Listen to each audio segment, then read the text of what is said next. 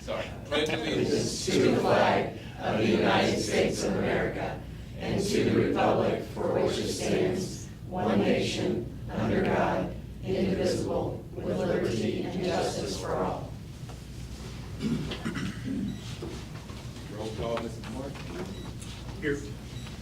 Oh, I'm sorry. Mr. Burns. Here. Mr. Holmes. Here. Mr. North. Here. Mr. Christopher. Here. Dr. Marion. Here. Move on to the adoption of the agenda. I need a motion to adopt the agenda. First, Mr. Christopher. Second. Second, Mr. Pratt. All in favor? Aye. All right. Comments from the public. Please, I just want to remind you, keep your comments to 3 minutes. Mr. Deanoff?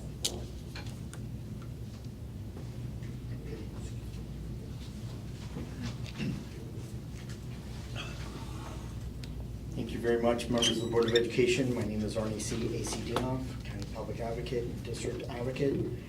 The first thing that I'd like to talk about is I saw a woman walk out on crutches, and she couldn't open up the door for herself, either doors. And so I know I've been here board meeting after board meeting asking for an automatic door to let's make sure that we're being accommodating to everybody, whether they have a disability or not. And so that woman couldn't get out of this building through 2 doors. And so we're spending millions upon millions of dollars at every board meeting that I've been to for the last number of years, and yet we can't find a simple, measly little amount for that. But we could go and waste taxpayer money on the middle school, North Middle School realignment of the driveway to the tunes of hundreds of thousands of dollars, which really doesn't make any sense.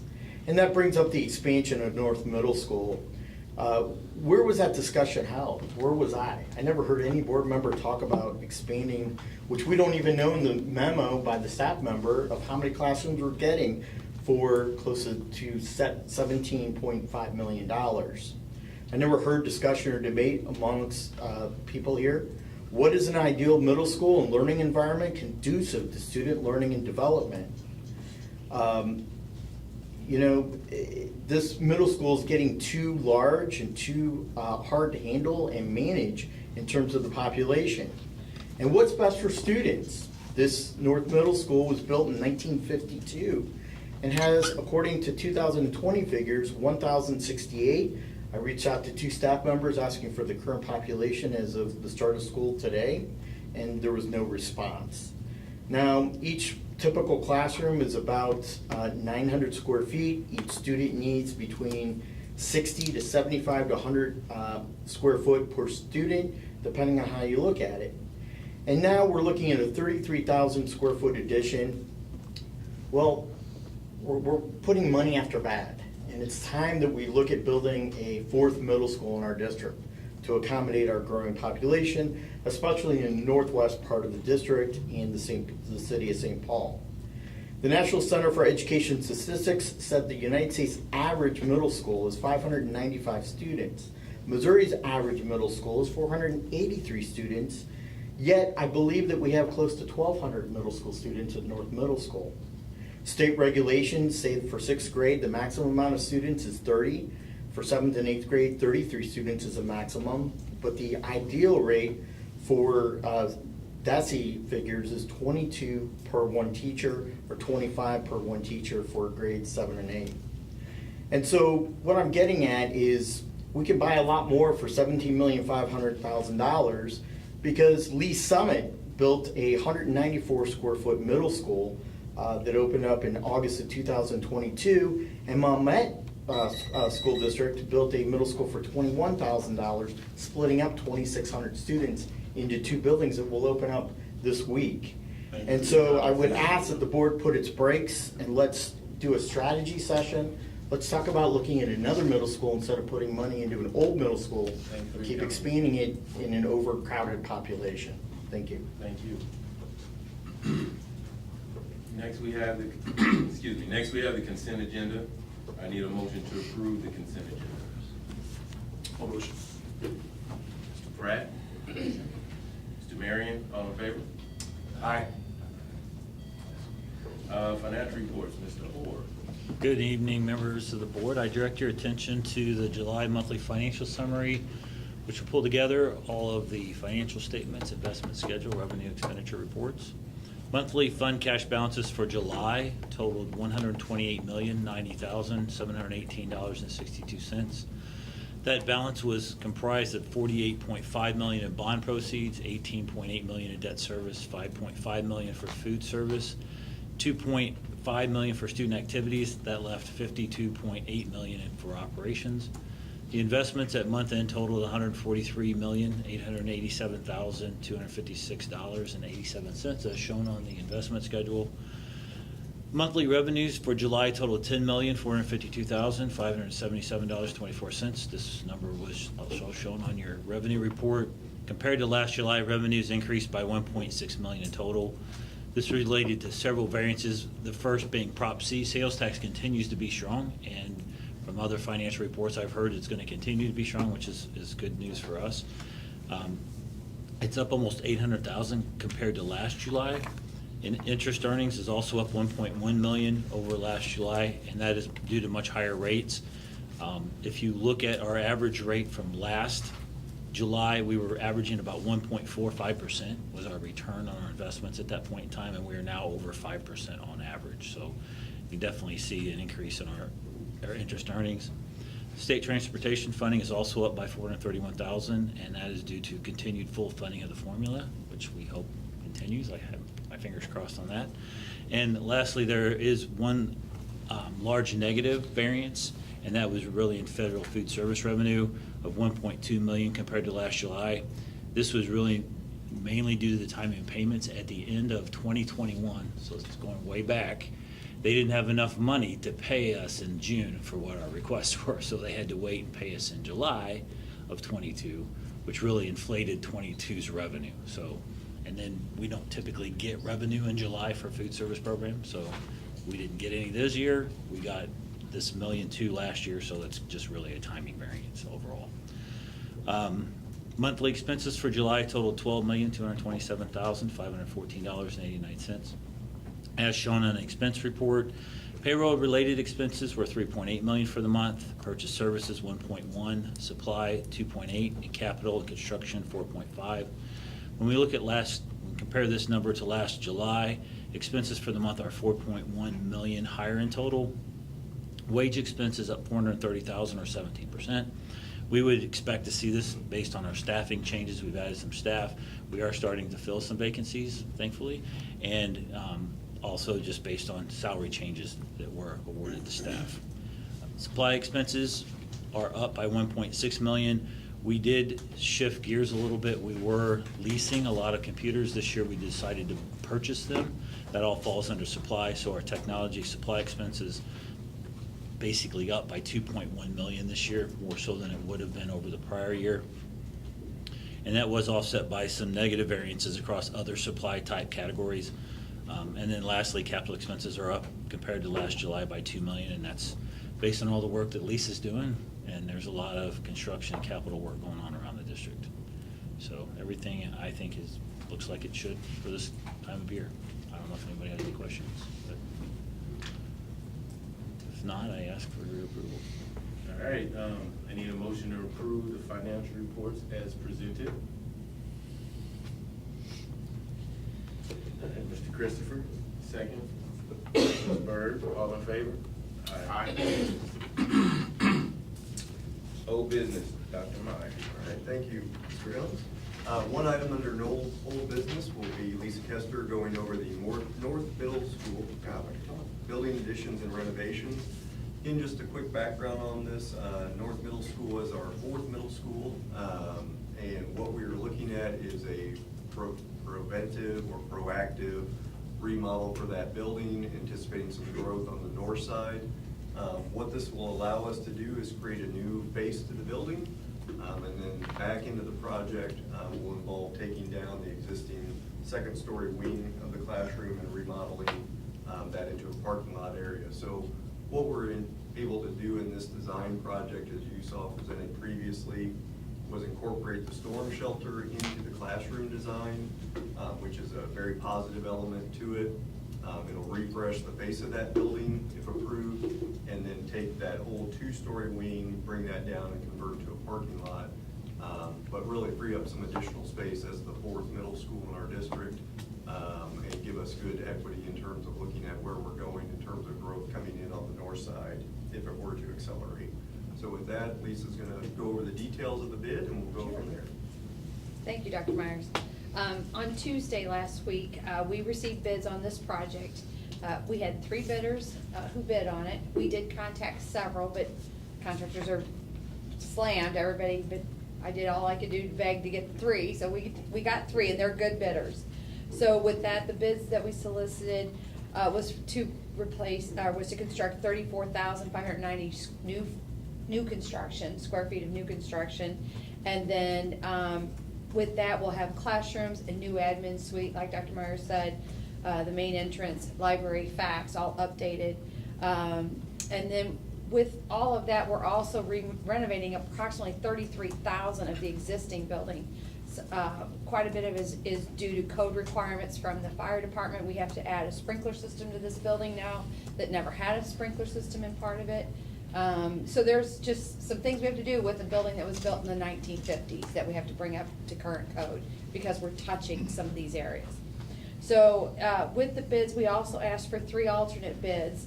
We asked for an alternate to renovate the existing library space because now we're gonna have a new library, and we're gonna make that a new guidance and a special ed area.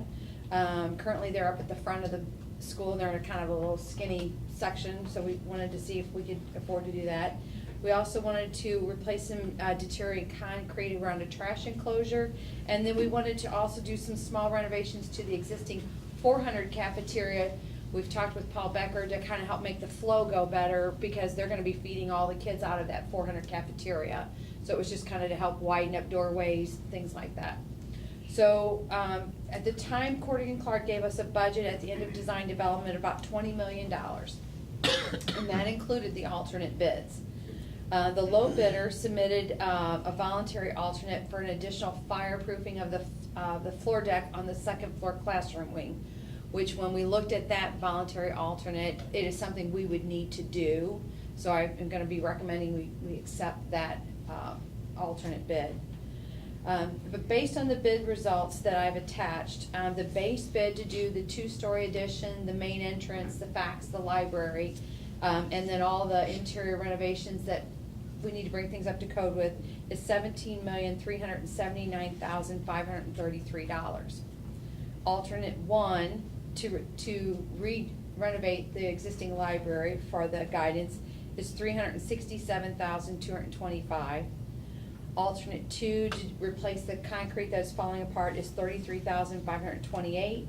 Alternate 3 to do the improvements in the cafeteria is another $37,396.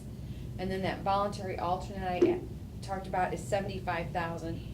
I'm recommending that we accept all of these for a total of $17,892,682. We're still below what we thought our budget was gonna be from Custodian Clark at the end of design development, which gives us a little bit of room for contingencies, unforeseen things that come up. So I think we got a really good pricing based on the figures and what Custodian Clark had estimated. So we worked with LCS, that's the contractor who was the lowest. They built the PDTC building. They did a great job. We worked really well with them. So I'm just asking for the board's approval to move forward with this, with the bond money that we passed in April of 2022. Any questions I can answer? Questions? All right, I need a motion. Mr. George, I need a second. Mr. Christopher, all in favor? Aye. Thank you. Thank you, Ms. Kessler. New business. All right, first item under new business is our special education local compliance plan. Dr. Jessica Winterroud will be going over this. Before she goes into it, just a little background. We bring this on an annual basis to the board. This is just our ability or option to go through the process and identify what guidelines we will follow as a district in terms of implementing our special education requirements, generally speaking. It is in our best interest to adopt the state-local compliance plan, because then you know you're married to the exact thing they will be using to audit you and review your procedures. So with that being said, Jesse, if you want to walk us through from here. Yeah, thank you. Good evening. Thank you, Dr. Myers, and thank you, Board, for allowing me to be here tonight. Dr. Smith was unable to be here with us, so I'm happy to be with you and present the local plan for compliance and state regulations, which is commonly known as the local compliance plan. Federal regulations implementing the Individuals with Disabilities Act, or IDEA, require school districts to adopt and implement policies, procedures, and programs that are aligned with state policies established under the federal regulations.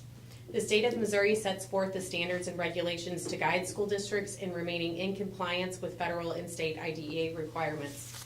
The Office of Special Education provides an update of the Missouri State Compliance Plan to school districts annually. Once they provide us with those updates, we have three options. We can author our own compliance plan, revise the state plan and seek approval, or adopt the state plan, which is what Dr. Meyer mentioned. Most districts obviously follow that, where they adopt the state plan. This plan, which we presented in the board packet, is the one that the state is the state plan. Primary updates to the plan, there wasn't any really significant updates this year. There is some additions to additional methods of certification for those individuals working with our students with visual impairments, but that's the biggest update or biggest change. It is my recommendation, and also then the recommendation of Dr. Smith, that the board adopt the local compliance plan as presented, which is the plan that the state proposes. Any questions? I need a motion to approve the special education local compliance plan as presented. All right, Dr. Marion, need a second? Ms. Byrd, all in favor? Aye. Thank you. Thank you. Next item is our local assessment plan. Again, something we do on an annual basis. Ms. Waters is going to walk us through that. Janet, you want to take Yep, us? thank you, Dr. Myers. Just to summarize a few changes that you may have seen in the memo. First of all, we will be required this year by the state in compliance with MSIP 6 to give the KOF, which is a kindergarten observation form. So all of our kindergarten teachers will be giving that to their students. It's about a 15-minute assessment just to kind of determine kindergarten readiness. And we are required to put that information into our core data and submit that to DESE in October. So that will be a change this year. We will be giving a decoding survey called the Really Great Reading Advanced Decoding Survey to our 6th through 8th graders to try to identify any students with gaps in foundational skills. That will be for 6th, 7th, and 8th graders. That's new. We will also be giving 2 different benchmarks in math, K-8, and that's just going along with the new materials that we adopted. We had given benchmarks in a program called Galileo. That will just be switching to the materials that we've purchased. And that will be Delta Math and Imagine Math. So those will be the 2 new benchmarking systems for Math K-8. And then last, we presented in the spring the new gifted curriculum and materials. Along with that, we will start to give the COGAT 7 to all of our 1st graders. And it's really just a universal screener, which will give us a lot of information about those students at a really young age. So students who are significantly behind that need intervention, also students who are significantly ahead that we feel like we may need to test for our gifted program. So those are really, in a nutshell, kind of the changes for this year. And this does need to be approved by the board as well. Any questions? If I can have a motion to approve the local assessment plan as presented by Ms. Waters. Christopher, second. Mr. Pratt, all in favor? Aye. Thank you. Next item is the 23-24 City of O'Fallon SRO Partnership Agreement. As you'll remember, we brought the St. Peter's Agreement in July, it was. This is just updating our annual agreement with them to employ on a shared expense ratio 6 SROs for the district and also the supplemental programs that they provide to terms of DARE and other programming in our districts. No really substantial changes in this. You can see the agreement is outlined. Always been a great partnership with O'Fallon, and I would recommend the board approve this recommendation. I'm happy to answer any questions you might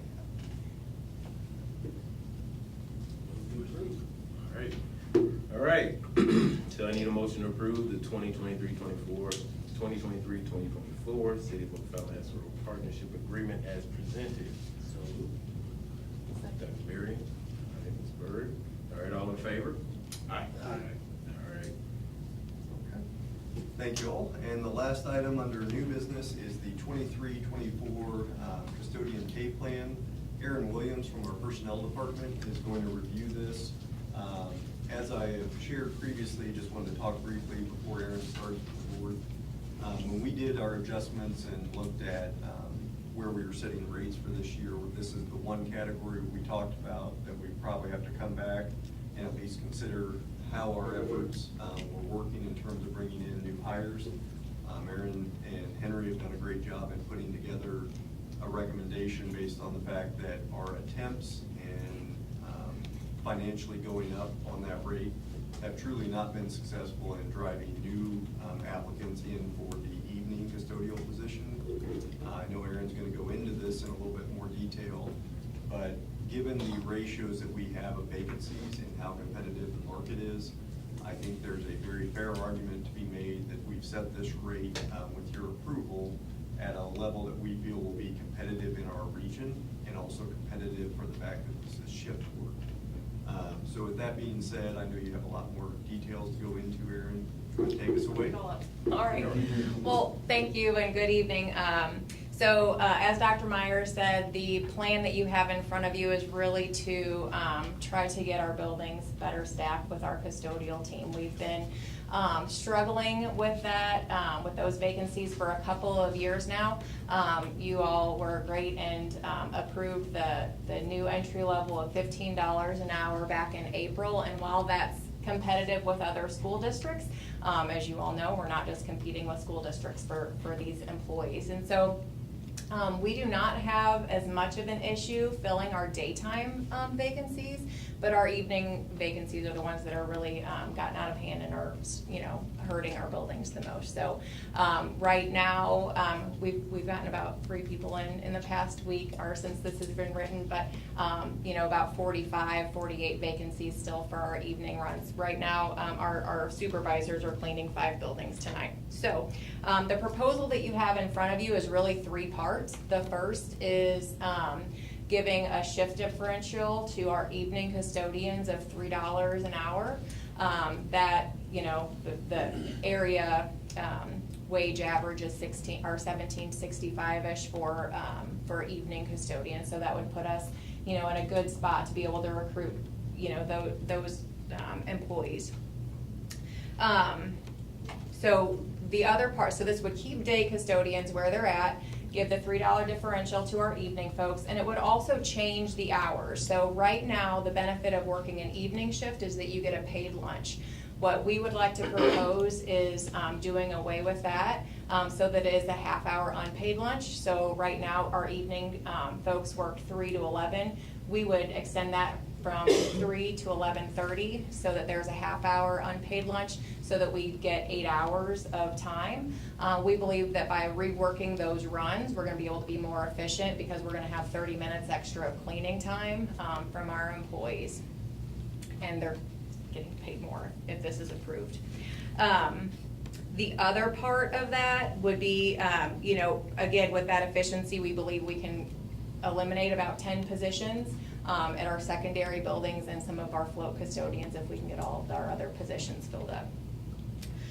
The other part is our substitute pay. We've done this all of last year. We were able to pay any of our current employees who substitute as custodians whatever their regular rate is. So for example, if we have a paraprofessional who decides to help out the building and clean and work as a sub-custodian for a couple hours after her shift as a custodian, his or her shift, then they would be paid at whatever that normal rate is rather than maybe dropping down to that whatever the custodian rate was. And then the third part of this proposal is creating a new position for a weekend foreman. So our custodians do a lot of work over the weekends for deep cleaning events.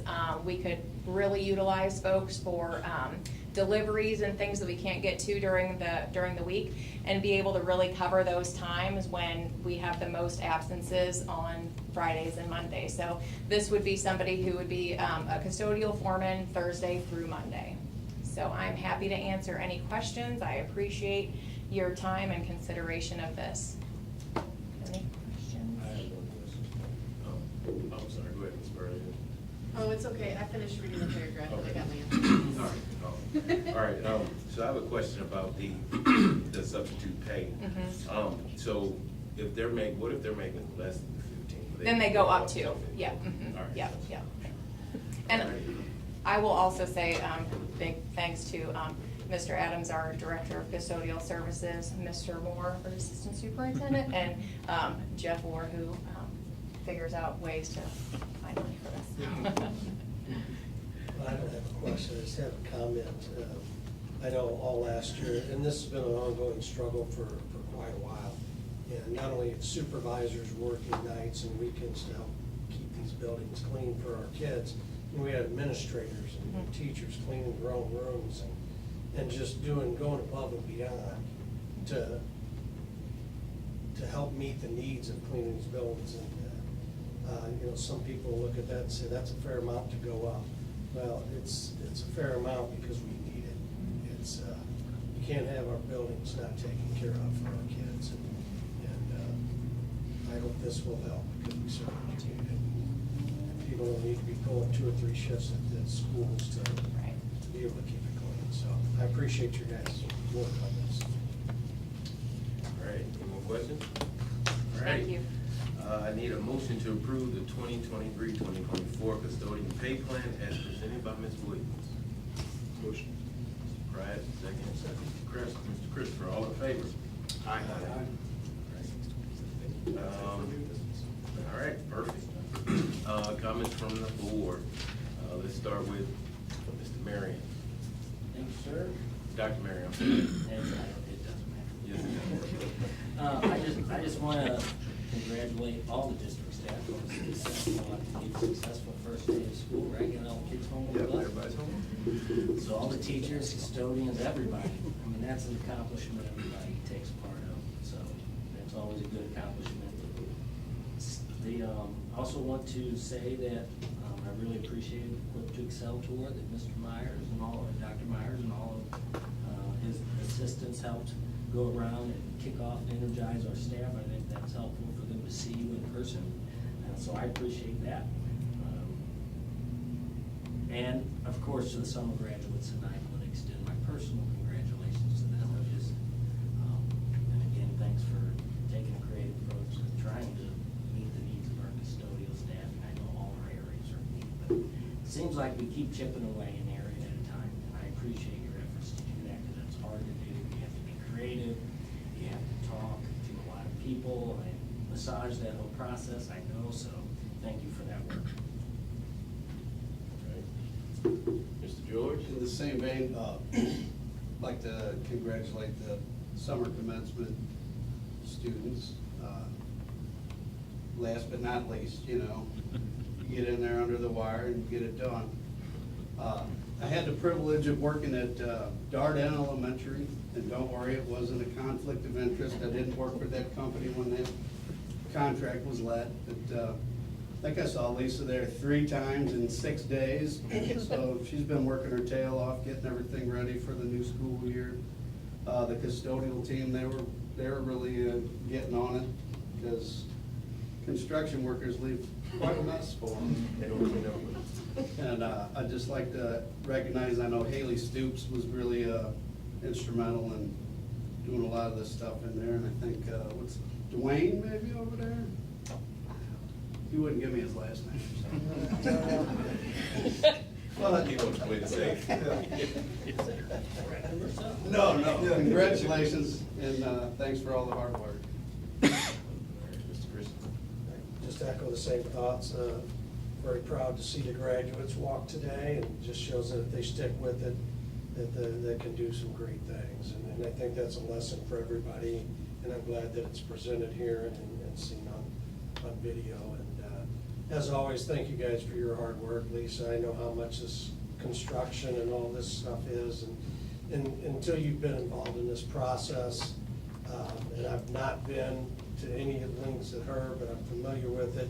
It's a tireless job, and to be able to put things together and be, good stewards of the district money, and so it's a hard job, and I appreciate it. I appreciate everybody doing all their work, and I look forward to a great year in the Fort Zumwalt School District. Mr. Pratt? Sure. Again, yes, congratulations to the 5 graduates that we had. I wish them luck with their future endeavors, whether that be professional right away, vocational school, or maybe going to college. I'm excited about for the 2024 year. I can't wait to start getting into some of these buildings as my time, frees up a little bit, and see what, to start hearing about all the achievements that our students, our sport teams achieve. And thanks to administration, Dr. Myers, for getting us ready for the school year. Can't wait. Thank you. Thank you. Again, congratulations to the graduates. Way to stick with it and finish that out. Congratulations to everyone with their first day. An awesome job with the rally that went around. I got to hear a supply drop-off from many educators that were there, and they really, really enjoyed it. So great job. Laura, phenomenal job with all the videos and the materials and everything that I've been seeing with our CSTIP. Just thank you so much for that. It's been great. Looking forward to all the improvements and the plans and everything that you all passed. Thank you so much for all the work that you put into that. Thank you. All right, well, it's kind of hard to follow all of that, but I'll just reiterate, congratulations to the graduates. Thank you to the staff that's put together all these, different plans that we have in place, that we voted in today. I know it takes a lot of work, and it's very much appreciated and not overseen. Great job, Laura. Thank you so much for all you do. Thank you, Aaron, for what you do there. And good job on the pep rallies. That was really impressive. First time I've ever been to, I didn't even know how to explain what I was going to. My wife asked me, going to North High School. I don't really know. And then when I got home, I was like that kid to get off the bus after the first day of school. I'm like, oh, it was awesome. It was this and that. But it was really, it was really impressive. And then not only by Dr. Meyer making sure it went off, without a hitch, but all the participation. It was really encouraging to see all of the positivity from the staff. It's really, I think it's safe to say it hasn't been as positive here in the recent past, but we're really coming on strong, and I'm really proud of that. So, thank you to everybody in the district for everything you do. I will move to adjournment. So, I need a motion to adjourn from the meeting first. Happy to make that motion. All right, that's Marion. Second. All right, this is Christopher. All right, meeting adjourned. All in favor? Aye.